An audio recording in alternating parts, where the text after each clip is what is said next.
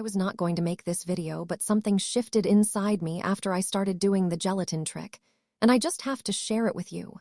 It's funny, I used to wake up feeling sluggish, like I was carrying around a heavy fog that would take hours to lift. But since I've incorporated the gelatin trick into my morning routine, those foggy mornings are a thing of the past.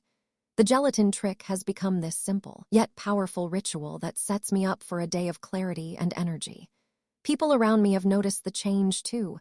They say I seem more grounded and focused, and I think it's because the gelatin trick helps me drop that heavy, bloated feeling that used to weigh me down.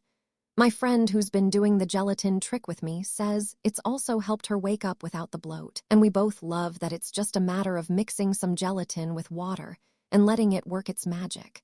Researchers say that the gelatin trick can help with digestion and overall wellness, and I'm living proof that it works.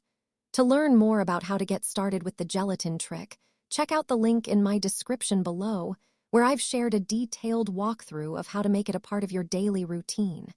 If you have any questions, I've also pinned a comment below where you can ask me anything, and I'll do my best to help you out.